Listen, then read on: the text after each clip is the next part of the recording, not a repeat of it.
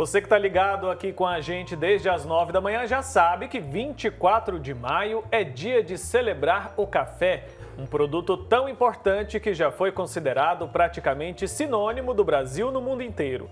Maio foi escolhido para homenagem porque é neste mês que se inicia a colheita do café em grande parte das regiões cafeeiras. Desde o século XVIII, quando as primeiras mudas foram plantadas aqui no Brasil, o país se tornou sinônimo de qualidade no setor e teve, por anos, a cafeicultura como carro-chefe da economia. E a gente vai saber mais sobre o produto e a gente vai tomar um cafezinho aqui, porque, gente, já estamos com a nossa mesa posta aqui. Vamos mostrar para o pessoal. Eu vou servir o Wilker, porque a gente está aqui com distanciamento, a mesinha está um pouquinho longe, viu? Só eu que vou pegar na garrafinha, viu, Wilker? Vou colocar aqui, você se sirva com açúcar ou adoçante, como você preferir. Eu tomo puro, viu, gente? Sem nada. Cafezinho purinho, vou colocar aqui pra mim também, ó. E aí a gente vai chamar a nossa convidada, que eu tenho certeza que é amante do café também. É a Vanúzia Nogueira, ela é diretora executiva da Associação Brasileira de Cafés Especiais. Está conosco aqui online. Vanúzia, seja bem-vinda. Bom dia para você. Obrigada por estar aqui com a gente, viu? Bom dia, pessoal. Bom dia a todos que estejam nos assistindo. Um ótimo Dia Nacional do Café a todos vocês. Tá certo. Vanúzia, conta pra gente um pouquinho sobre a associação aí. Como que é o trabalho, quando surgiu? Conta um pouquinho dessa história pra gente. Bom, Marina, a Associação Brasileira de Cafés Especiais, ela foi fundada há exatamente 30 anos. Em 1991, quando houve a extinção e a desregulamentação do setor do café no Brasil com a extinção do Instituto Brasileiro do Café. A partir de 91, os produtores brasileiros podiam exportar diretamente. Antes disso, existia uma política de cotas aqui no Brasil e era o IBC que definia que exportador poderia exportar o quanto, e só as empresas, os produtores diretamente não conseguiam fazer exportação de café. E aí, então, foram 14 famílias, 12 famílias de produtores, uma cooperativa e uma exportadora, que decidiram começar a mostrar para o mundo que o Brasil não tinha só quantidade de café, mas também qualidade. A qualidade dos cafés brasileiros ela não era reconhecida lá fora. O IBC tinha toda uma estratégia, era uma política de Estado mesmo, de venda de volume de café, né, de quantidade de café para geração de divisas para o país. Então, nós não participávamos desse mundo de cafés especiais que já existia para concorrentes nossos e nos países consumidores desde 1974. Ou seja, a gente entrou nesse mercado quase 20 anos atrasados, mas corremos bastante e hoje estamos muito bem nesse mercado também. Que bom, né, que o Brasil conseguiu se destacar, porque sim, é merecedor, né? Vanúzia, você é filha, né, de produtores de café e de comercializadores de café, né? É uma paixão, então, que você aprendeu com a sua família? De onde surgiu? Bom, eu sou filha neta de produtores, a minha família toda, dos dois lados, da minha mãe, do meu pai, sempre foram muito ligados, todo mundo muito ligado com café. A gente costuma dizer que eu vivo café desde que nasci, porque meu pai era funcionário desse Instituto Brasileiro do Café, depois veio a dirigir a segunda maior cooperativa de produtores de café do Brasil, ficou nessa cooperativa há muitos anos. Mas eu não vivi a minha vida toda no café. Eu saí de Minas, como você disse no bloco anterior, Minas é o berço, né, mais tradicional do café, com a maior produção de café do Brasil. Só que eu saí daqui de Minas quando eu era adolescente, porque eu queria estudar, moro numa cidade muito pequena, hoje uma cidade de 54 mil habitantes, que na época não tinha faculdade, não tinha nada, e eu queria estudar. Então eu fui embora. Fiquei mais de 20 anos fora daqui, voltei em 2002 e foi a partir daí que eu comecei a trabalhar com café.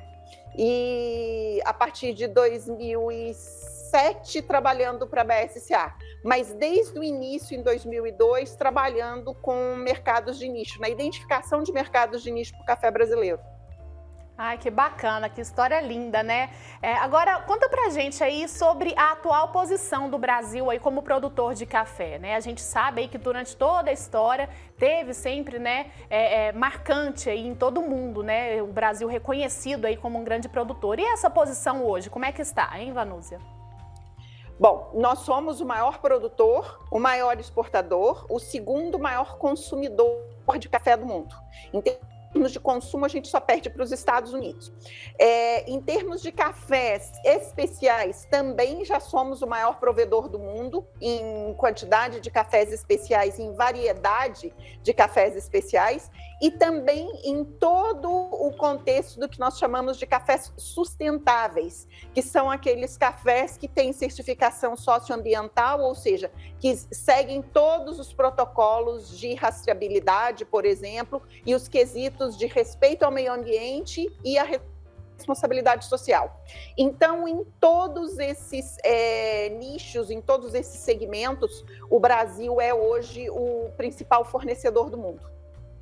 Vanúzia, dá para a gente dizer quais são os principais, os tipos de café produzidos no Brasil e algumas características de cada tipo de café? Porque a gente, quando consome, não está incluído nesse mundo, a gente imagina que é tudo igual, mas não é.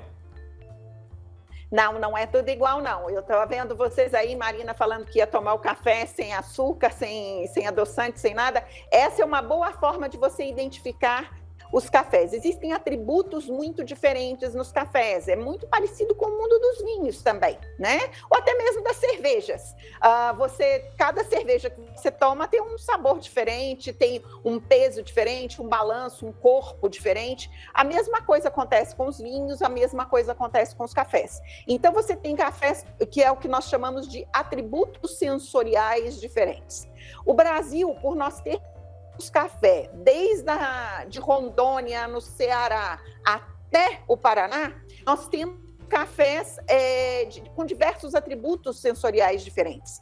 Vai depender da região onde ele é produzido, da altitude que ele é produzido e da variedade deste café. Aí em Goiás também a gente já tem cafés bastante interessantes. Nós temos produtoras, inclusive hoje, membros associadas da BSCA, que são produções muito interessantes de cafés no centro-oeste brasileiro, Vale sempre lembrar que, assim como eu citei os vinhos, o café também é uma fruta. Então, existem variedades, como a gente vê, variedades de laranjas, variedades de limões, nós temos variedades de café, e cada uma delas vai trazer um atributo sensorial diferente. E a gente tem de tudo, uma diversidade imensa dentro do Brasil. O que é mais conhecido lá fora e caracterizou como Brasil é um sabor muito achocolatado, um café com bastante corpo e muita doçura.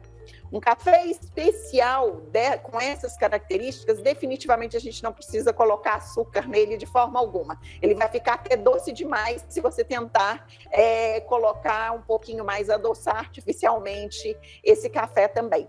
Mas existem, então, todas essas possibilidades. Esse é o café mais clássico, mais característico brasileiro, os achocolatados, como o pessoal chama, mas nós temos cafés frutados com sabores de laranjas, de ameixas, que são excepcionais, fantásticos, produzidos aqui no Brasil também. Ai, que maravilha. Vanúzia, agora me tira uma dúvida e até uma curiosidade. Esses tipos de cafés, eles têm essa diferença já ali na natureza, ou seja, a fruta dele já vem com essas características mesmo do pé ali, ou depende do processamento ali, depende da maneira que ele vai ser manuseado para ele ter esses sabores diferentes? Ou as duas coisas existem, os dois processos existem? Existem as duas coisas, Marina.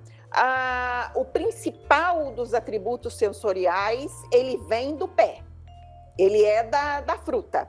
Depende do terroir, como nós chamamos, que é o clima, a altitude, o relevo, o solo na qual ele é produzido, níveis de temperaturas e as variedades, Então, isso tudo é natural dele. E existem processos no pós-colheita que podem estar aguçando um pouco mais alguns atributos em detrimento de outros. Então, por exemplo, nós temos hoje, vocês vão ouvir muita gente falando da questão dos cafés fermentados. É uma fermentação boa, boa, não é aquela fermentação que mofa, né? É uma fermentação controlada, que é feita como se faz nos vinhos, inclusive, e que nós, através dessas fermentações controladas, podemos ter alguns atributos que se sobressaiam mais depois na bebida. Um outro momento em que você pode estar influenciando muito nesse sabor que você sente na xícara é na torra. Existem cafés de torra clara, torra média e torra escura. No caso de um café especial, o ideal é você ter a torra clara ou a torra média, porque entre a torra clara e a torra média, você aguça mais ainda esses atributos, você valoriza mais ainda os atributos. A torra escura normalmente queima o grão.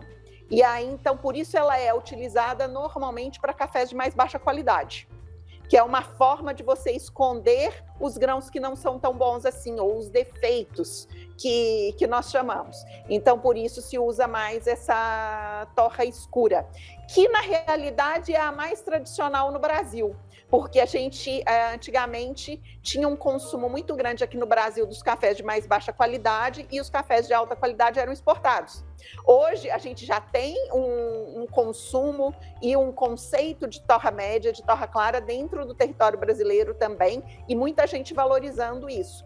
Mas o que nós mais temos é aquele café de torra mais escura, que inclusive na xícara se apresenta bem mais forte, bem mais escuro, né? Aquele tom de marrom bem escuro. Isso tudo é influência da torra. E depois, no último passo, é a forma como ele é preparado. Um expresso é completamente diferente de um filtrado. E esse café filtrado ou coado também tem diversos métodos diferentes que vão estar acentuando ou minimizando algum atributo desse café. Então, são diversos pontos que vão estar influenciando na xícara que você vai estar tomando. Tá certo, Vanúzia. Hoje de manhã eu estava pesquisando, né, sobre café. E aí eu li uma matéria dizendo que na década de 80 o café era o segundo produto mais produzido no mundo, né? Atrás somente do petróleo. Isso quer dizer, né, na minha opinião, que o café é uma paixão do planeta inteiro, não só dos brasileiros. Queria que você falasse um pouco para a gente para quais países o Brasil exporta mais café. O café era a commodity mais comercializada no mundo, depois do petróleo. Hoje em dia ele perdeu um pouco esse espaço em função do crescimento dos grãos, né? Mas continua sendo absurdamente consumido. A gente tem consumo de café em mais de 160 países. O Brasil exporta anualmente para cerca de 140, fica entre 140 e 150 países diferentes. Os maiores compradores, ou seja, os maiores clientes dos cafés brasileiros são a Europa, de uma forma geral, se a gente considerar como União Europeia, Inglaterra, Estados Unidos e Japão na Ásia, né? O maior consumidor de cafés na Ásia é o Japão. Dentro da Europa, a gente vai falar muito como pontos para os quais nós exportamos, muito Bélgica, Alemanha, Itália, em função até do fato de terem os portos, né? Então é o que nós consideramos, que a gente fala que são os hubs. Mas depois esse café é redistribuído, digamos assim, dentro de toda a Europa. Certo. Vanúzia, vamos falar um pouquinho de curiosidade sobre essa questão da qualidade e até de valores também do café, né? Aqui no Brasil, por exemplo, nós temos aí uma variação de quanto? Por exemplo, um café aí que ele é mais simples, com uma qualidade um pouco menor, ele pode ser quanto o quilo? E a gente tem o mais aí top de linha, vamos dizer assim, que você disse até que muito, né? A grande quantidade desses de melhor qualidade, eles são exportados, né? Ele pode chegar a quanto o quilo, mais ou menos? Só para a gente ter uma ideia dessa diferença. Tá, vamos lá. Normalmente esses cafés são vendidos, hoje até mesmo os cafés commodity, eles são vendidos em pacotinhos de meio quilo, né? É difícil até você encontrar pacotes de 1 quilo de café.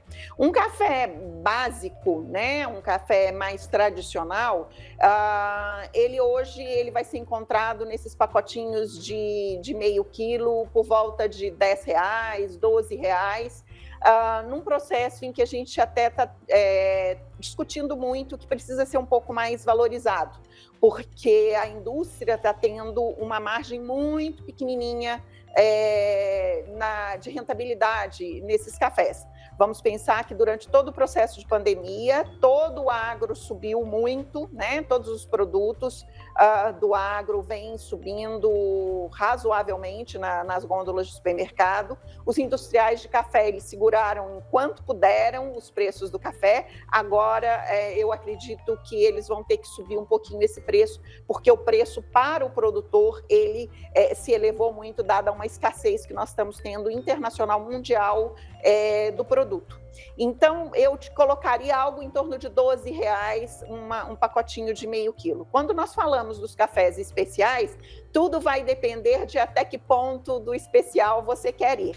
Ou se estamos falando, por exemplo, de um café orgânico, ou de cafés como o café do Jacu, que é um café exótico produzido no Espírito Santo, que se tornou muito conhecido e que hoje é um dos cafés mais valorizados do Brasil. Então, você tem níveis e patamares muito diferentes. Um café especial, dentro de uma escala de 0 a 100, são cafés que são pontuados acima de 80 pontos. Quando nós falamos de cafés de 90 pontos para cima, ou seja, cafés fantásticos, esses cafés podem estar sendo comercializados na faixa de uns R$50, um meio quilo. Tá explicado então, Vanúzia. Agora eu queria dar dicas para o pessoal de casa, porque é o seguinte, acredito, né, que todo o manejo do café, desde a plantação, influencia ali, né, no resultado final, no sabor do café que a gente vai ter na mesa. Quando a pessoa vai no supermercado e ela compra ali um pacote de café, qual a melhor maneira dela guardar ali esse café para que ela aproveite o melhor dele ali, o sabor de qualidade, para que ela tenha o melhor do café? Bom, primeira dica que eu dou para todos vocês, tentem comprar o café em grãos e não o café já moído, tá? E moa esse café no momento em que você for fazer o café. É muito fácil moer café, pessoal, não precisa ter, para os especialistas, para os coffee lovers, como nós chamamos, né, os amantes do café, você vai precisar de um moedor, de um moinho, que pode ser manual, pode ser elétrico e tal, mas se você não tem nada disso, usa o liquidificador, dá certinho. Desde que o copo esteja bem sequinho, né? Você pode usar, você está começando a entrar nesse mundo, pode jogar ali o café que você vai usar, você moe ali na hora e você então coa ou filtra o seu café. Isso é super legal porque os aromas do café vão estar super aguçados e você tem um prazer muito maior dentro desse processo. Depois, abriu esse pacote, não consigo, Vanúzia, isso para mim é demais, vai sujar meu copo de liquidificador, depois ainda é mais uma coisa para eu lavar, eu quero comprar o café moído mesmo. Abra, consuma, tente comprar os pacotes menorzinhos para que você consiga consumi-lo o mais rápido possível depois de aberto. E lacre esse pacote, tente colocar num potinho que seja a vácuo e coloca na geladeira. Deixe o potinho com o pacote de café dentro da geladeira durante esse teu período de consumo. Vai te ajudar a conservar bastante também. Nossa, ótima dica, né? Bacana demais.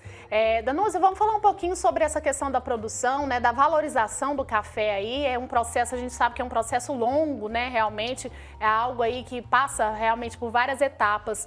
E a produção, ela tem tido dificuldades aí nesse período de pandemia em relação à valorização. Quais os tipos de dificuldades que os produtores de café têm passado nesse período? Eu te diria que a gente está tendo um desafio muito grande, como vocês colocaram no bloco anterior. Hoje é o Dia Nacional do Café, porque maio é o mês em que começamos a colheita do café, né, no Brasil. A maioria das regiões produtoras no Brasil começa o processo de colheita durante esse mês. A gente está passando por um processo muito desafiador esse ano para cumprir com todos os protocolos da pandemia em plena colheita, né? Visando não termos aglomeração, cumprir com todas as medidas sanitárias. O ano passado, por que esse ano é muito mais desafiador do que foi o ano passado? Porque o ano passado, durante o nosso período da colheita, a pandemia ainda não estava tão interiorizada ainda. né? A gente começou a ter a pandemia vindo mais para o interior, para cidades menores, mais no segundo semestre. Então, nós fizemos um monte de cartilhas, orientamos todos os produtores o ano passado e tudo mais, mas tivemos poucos problemas, tanto que foram raríssimos os casos de contaminação durante o período de colheita do ano passado. Agora, esse ano, nós entramos no período de colheita com muitos casos, infelizmente, com uma concentração de casos muito grande de Covid dentro das regiões produtoras. Então, a gente está tendo que tomar muito mais cuidado com todas as questões dos protocolos. Com relação a preços, o dólar está nos ajudando muito, Marina. Com o câmbio, com o real bastante desvalorizado, isso ajuda muito para o produtor, porque a gente acaba recebendo um valor em reais pelo café que está bastante interessante nesse momento. O ano passado a gente teve uma safra muito grande, mas o dólar ajudou a fazer esse equilíbrio do preço em reais para os produtores brasileiros. Esse ano nós temos uma quebra de safra muito grande, que já está estimada em torno de 30% em relação ao ano passado, em função de problemas climáticos que nós tivemos desde a colheita passada até agora. A gente está vivendo períodos muito extensos de seca, como a gente está vendo aí se falar, vocês mesmos da imprensa falando muito, de uma forma geral, no Brasil, com exceção da região norte, né? A gente está tendo um período de estiagem muito grande, o que prejudica muito a quantidade e também a qualidade do grão. E o mercado já está refletindo isso. Brasil, com 1/3 da produção mundial, com quebra de safra, isso faz com que os cafés, o produto se valorize e a gente está conseguindo ter um momento em termos de valorização do produto, a valorização financeira, mas muito desafiador em termos do enfrentamento da Covid em plena colheita. Tá ótimo, Vanúzia, muito obrigado, viu, pela sua participação. Infelizmente, né, o nosso tempo acabou, a gente podia ficar o dia inteiro aqui falando de café, mas o nosso tempo acabou. Obrigado pela sua participação, viu? Obrigada a vocês e Deus abençoe a todos. Obrigada, amém. Tchau, tchau. A senhora também.